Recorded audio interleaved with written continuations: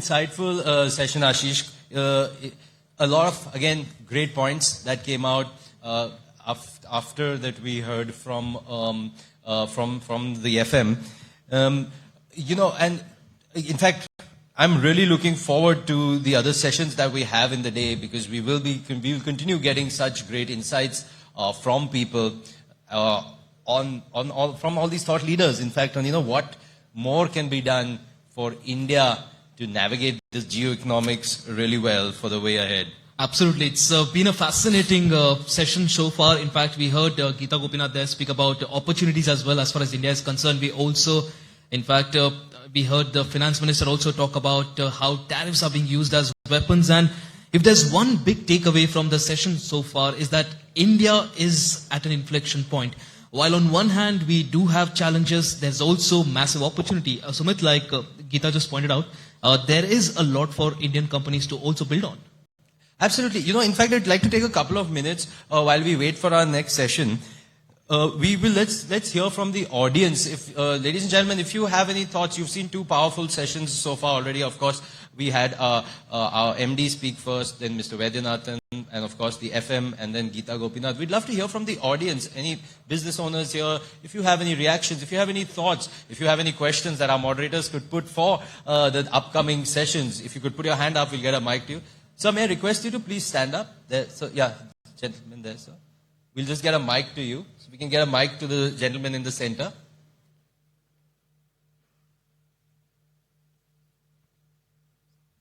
So if you could let us know your name, maybe a little bit about your business or what you do, and then your thoughts would be great. Yeah, hi. Varun Madan. I run a family office, Prescient Investments. I'd like to get the take of some of the speakers on the so-called, without sugarcoating it, the double standards that we currently see, since sticking with the theme of geoeconomics, right? Mm-hmm. It's a big enough world.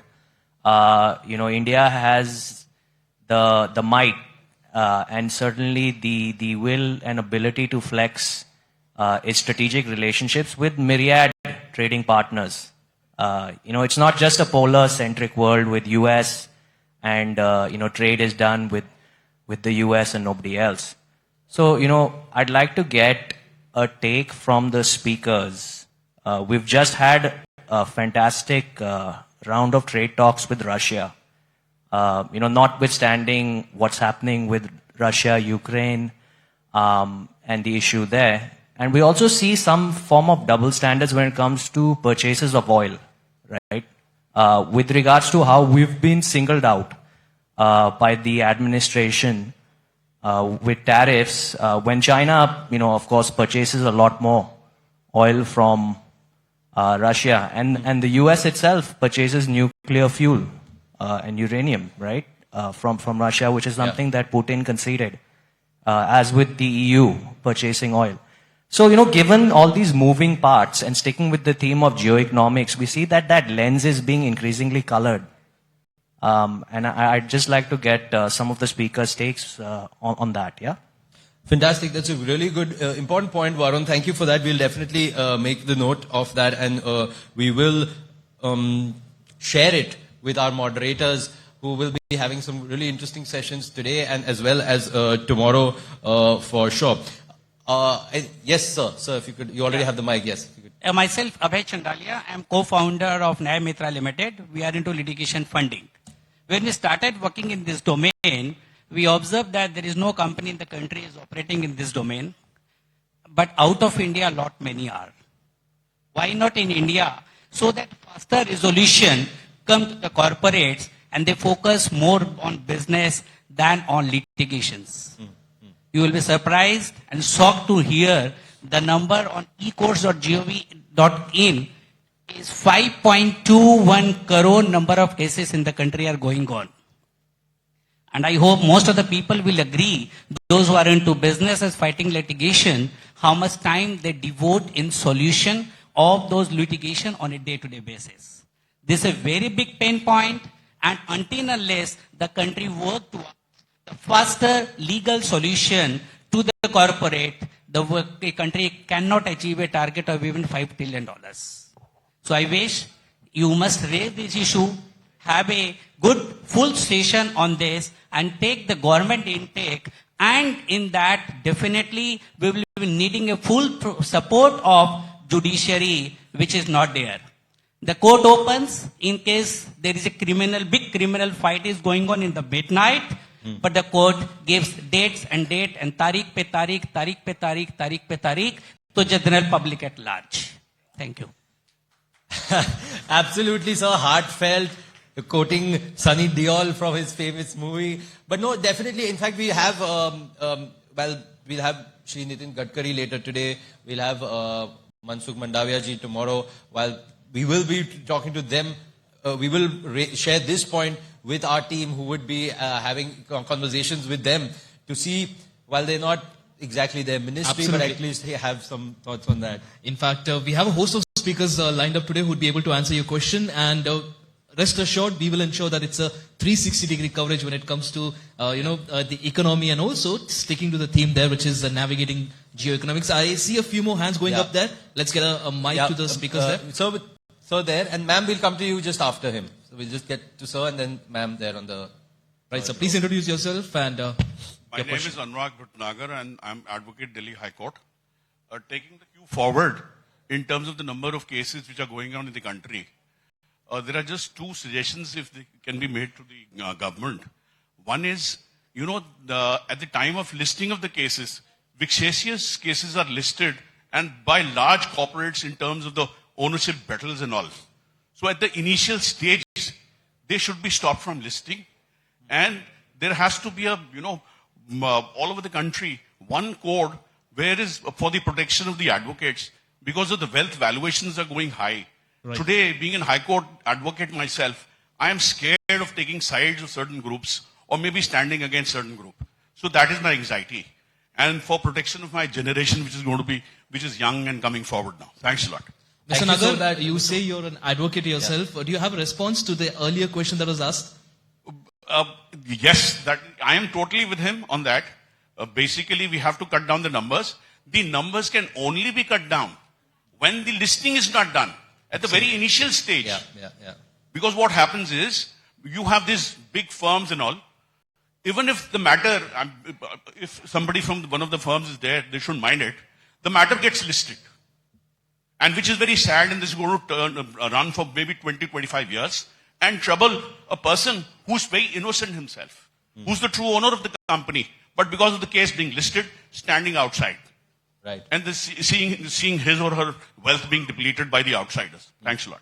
Thank you. So can you pass on the mic to the ma'am there? And until then, sir, the gentleman there with the mic who's standing, sir, if you could introduce yourself. Okay. My name is Manmeet, and I'm working with a company called Comply for HR. We are in the Indian labor law compliance domain. We do consultancy with companies. So, all of us are aware that on the 21st of November, the government has gone ahead and notified the 4 labor codes, which were already there, but of course they have been notified. Now the states would have to go ahead and come up with the rules, because labor laws actually comes under the concurrent list, and of course you need the states also to come up with the rules. Now, the question is that, of course, these are only 29 codes, these are only 29 acts which are going to be subsumed into 4 labor codes. Is the government also thinking of other acts which are going to be, subsumed later? That's my question. Fantastic. We are making note, Ashish and me, we would be sharing, and I hope at least somewhere, the team can send these out to the law ministry and hopefully get some response there, because very valid, important points, definitely about the huge number of cases that are there. Just this slows down the judicial process. Ma'am, yes, if you could. Hi, my name is Umang Pathak. I'm a lawyer. Oh, fantastic. I think plenty of us are here. And anyways, a lot of us are already part of the corporate and policy advocacy in a whole lot of space. So my question is, I run a firm which does ESG advisory, which is around law, carbon, sustainable finance.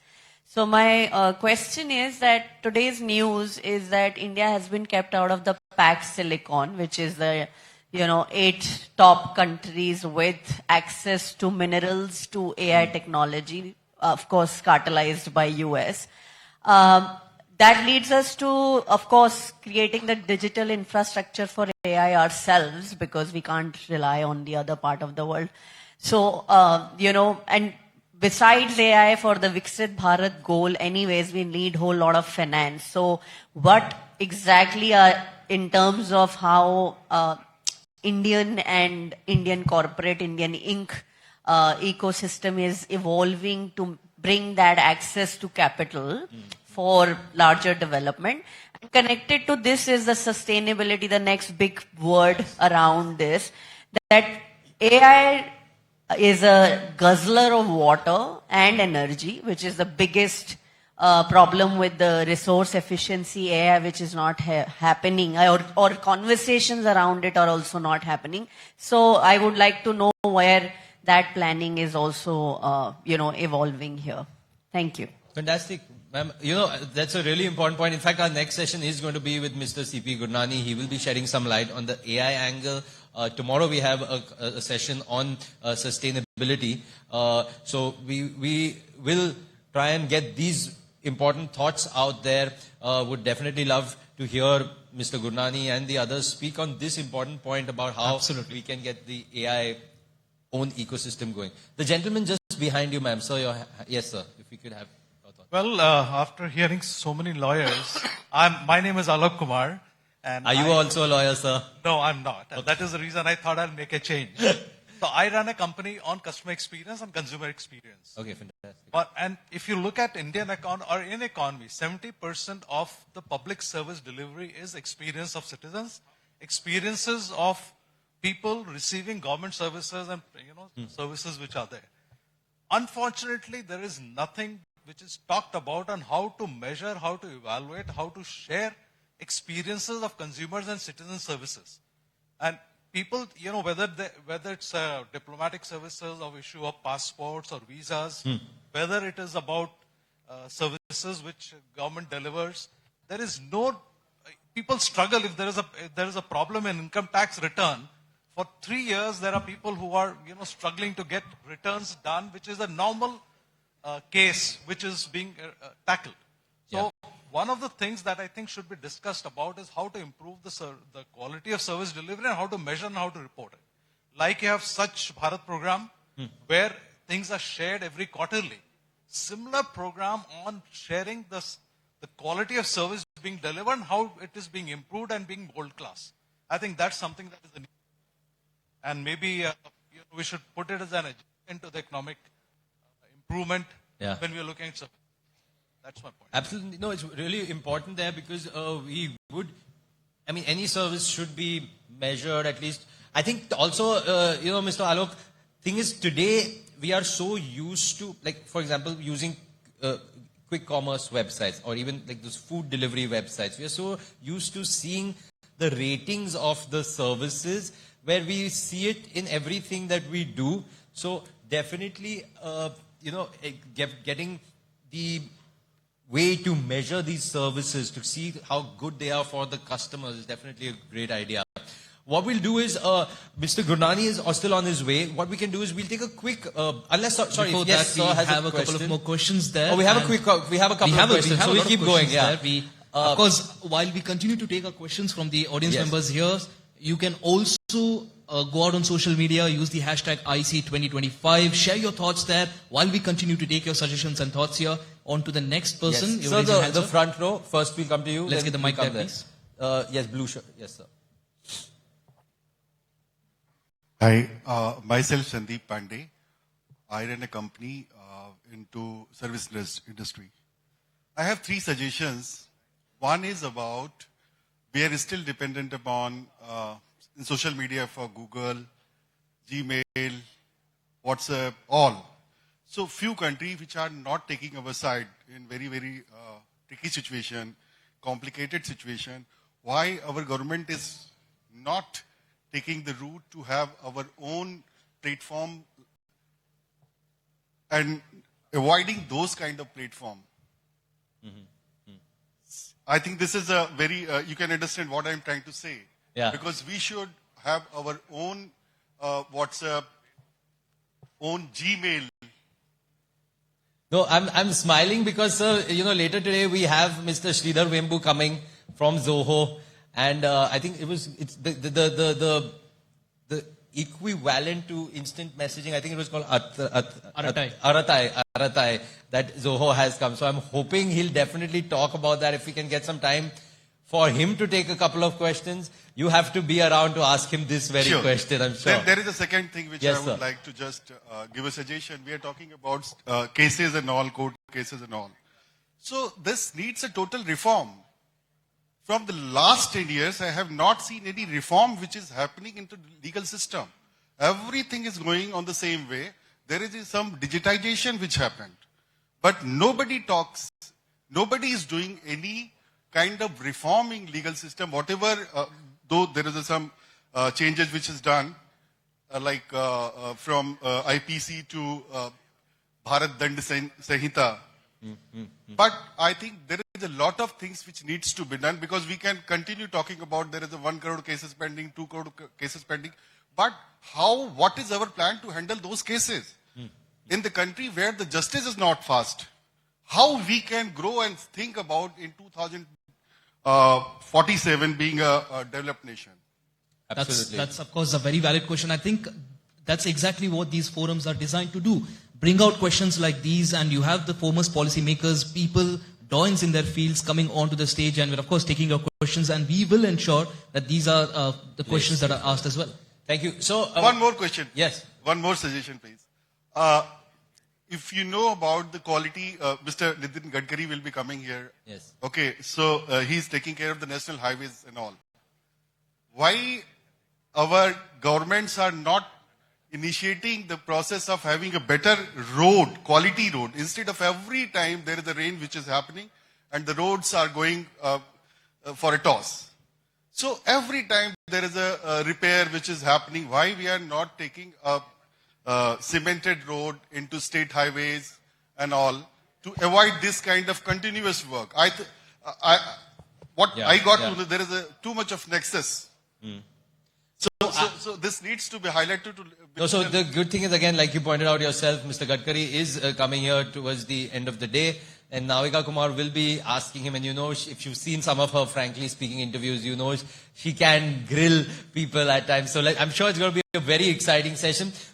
I know you have other questions and suggestions, but we'll take a quick bio break for about 5-7 minutes. May I request everyone